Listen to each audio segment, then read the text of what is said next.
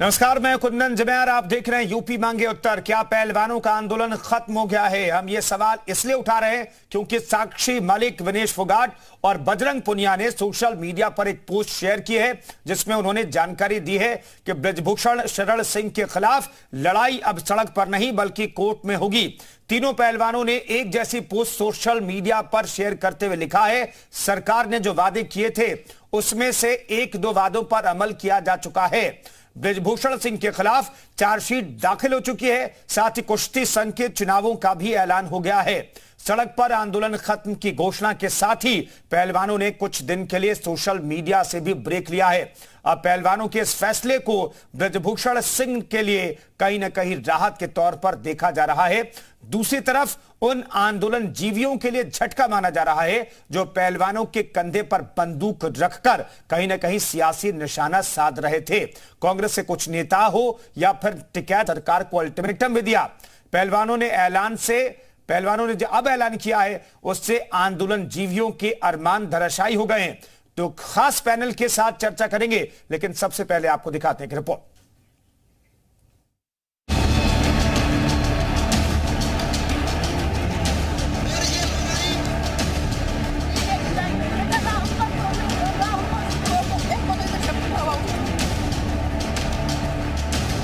यौन शोषण के गंभीर आरोप लगाने वाले रेसलर्स अब शायद ही इस तरह प्रदर्शन करते नजर आएंगे। कल तक जो पहलवान कुश्ती संघ के पूर्व अध्यक्ष ब्रजभूषण शरण सिंह की गिरफ्तारी से कम पर मानने के लिए तैयार नहीं थे, अब वो कह रहे हैं कि कानूनी लड़ाई सड़क पर नहीं अदालत में होगी। रेसलर साक्षी मलिक, विनेश फोगाट और बजरंग पुनिया ने ट्वीट करके बताया कि उनकी सरकार के साथ 7 जून को बातचीत हुई।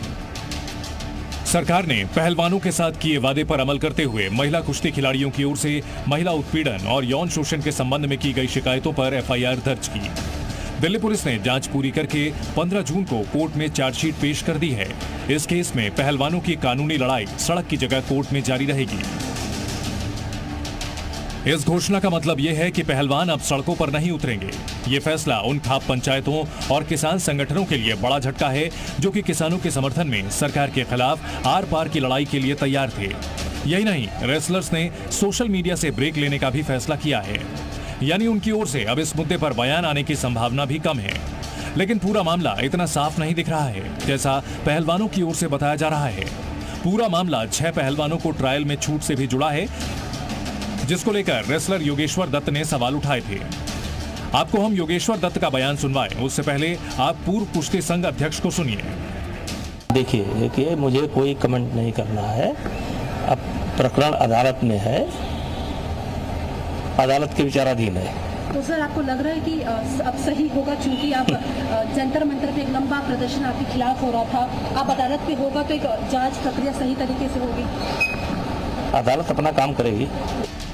ब्रजभूषण के खिलाफ आंदोलन में रेसलर्स की आवाज बने विनेश फोगाट ने रेसलर योगेश्वर दत्त के खिलाफ सोशल मीडिया पर लंबी चौड़ी पोस्ट लिखी थी। विनेश ने योगेश्वर दत्त को कुश्ती का जयचंद तक करार दिया था।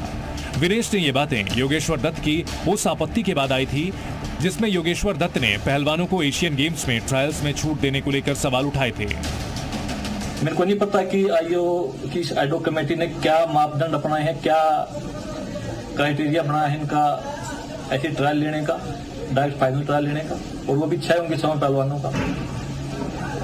अगर आपको ऐसे ही ट्रायल लेनी है तो रवि दहिया है, ओलंपिक का मेडलिस्ट है, कॉमनवेल्थ गेम्स का गोल्ड मेडलिस्ट है। दीपक पुनिया है, कॉमनवेल्थ गेम्स का गोल्ड मेडलिस्ट है, ओलंपिक में 4th प्लेस आई थी। अंशु मलिक है, वर्ल्ड की सिल्वर मेडलिस्ट है। दरअसल भारतीय ओलंपिक संघ के पैनल ने आंदोलन करने वाले 6 पहलवानों के लिए एशियन गेम्स और वर्ल्ड चैंपियनशिप की सिलेक्शन प्रोसेस में बड़ी राहत दी है। इन पहलवानों को भारतीय टीम में जगह बनाने के लिए सिर्फ ट्रायल के विजेताओं को हराने की जरूरत होगी। इसका मतलब यह है कि इन पहलवानों को शुरुआती ट्रायल में हिस्सा नहीं लेना होगा। ब्यूरो रिपोर्ट, जी मीडिया।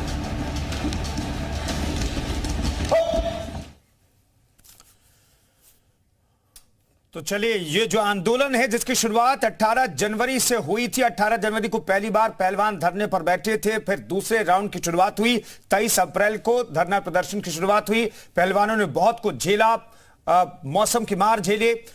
पुलिस प्रदर्शन के दौरान पुलिस ने जिस तरीके से पहलवानों के साथ बर्ताव किया वो भी झेला पहलवानों ने। एफआईआर भी हुई और तमाम प्रेस कॉन्फ्रेंस होते रहे, लेकिन ये लड़ाई जब अदालत में पहुंची, यानी कि चार्जशीट जब दाखिल की गई 15 जून को, तो अब जो पहलवान हैं, जो आंदोलन की अगुवाई कर रहे थे जो पहलवान, उन्होंने कहा कि आंदोलन खत्म हो गया है और अब ये जो आंदोलन है, ये जो लड़ाई है, कोर्ट के अंदर लड़ी जाएगी। तो क्या सब कुछ अब कोर्ट तय करेगा? बाहर जो धरना प्रदर्शन जंतर मंतर और बाकी जगहों पर होता रहा, वो खत्म हो गया है पूरी तरीके से? यह अपने आप में बड़ा सवाल है और अब अदालत को ही तय करना है कि जो गंभीर आरोप कुश्ती संघ के अध्यक्ष बृजभूषण शरण सिंह पर लगाए गए, उन आरोपों में कितनी सच्चाई, कितना दम है।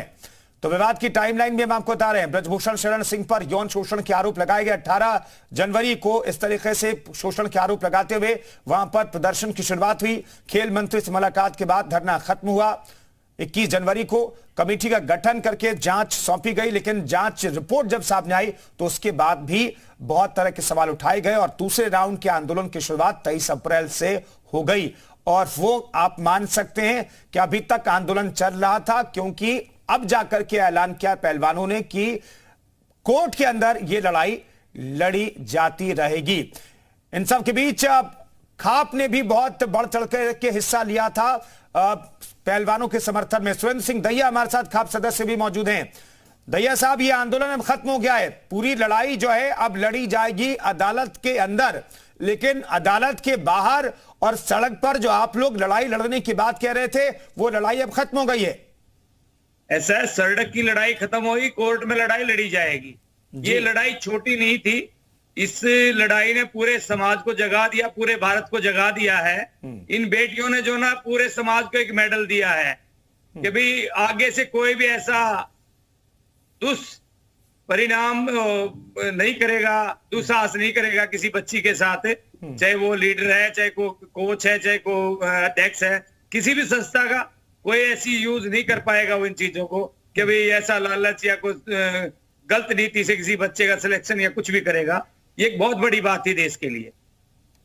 लेकिन सुरेंद्र जी, आप लोग जो है सरकार के खिलाफ माहौल बना रहे थे, खाप की बैठक हो रही थी, चाहे उत्तर प्रदेश की बात हो, हरियाणा की बात हो, पंजाब की बात हो, वहां पर पंचायतें हो रही थी, लेकिन क्या इन पंचायतों का कोई मतलब निकला? मैं आपको क्लियर करूं, कोई भी जो है किसी सरकार के खिलाफ नहीं थी, किसी राजनीतिक पार्टी के खिलाफ नहीं थी। हमारी जो है दुष्चारी के खिलाफ लड़ाई थी खापों की। और कोई भी भारत में किसी भी तरह की जो ना बच्चियों के साथ को दुर्व्यवहार करेगा तो खापे फिर भी खड़ी मिलेंगी। अकेले प्लेयरों के लिए नहीं, हर बच्ची के लिए खापे सदैव जो ना सशक्त रहेंगी। सुरेंद्र सिंह, आप कह रहे हैं कि जो भी पंचायतें हुई, महापंचायतें हुई, उसमें आप लोग सरकार के खिलाफ नहीं थे, सिस्टम के खिलाफ थे और कुश्ती संघ के अध्यक्ष के खिलाफ थे आप लोग। बिल्कुल बिल्कुल, कोई भी बात ही तो हमें सरकार के खिलाफ सब नहीं हो सकते ना। सरकार को हमने बार बार आगाह किया है कि भी सरकार बहुत पहले ये स्टेप लेती, किसी भी अधिकारी का, किसी भी मंत्री का अगर इसमें अपना हस्तक्षेप करती तो ये मामला बहुत पहले जो है निमट गया होता। जी ठीक है, लेकिन सुरेंद्र जी, बहुत सारे पॉलिटिकल पार्टीज भी इस पूरे मामले को बनाने की कोशिश करती हुई दिखाई दी।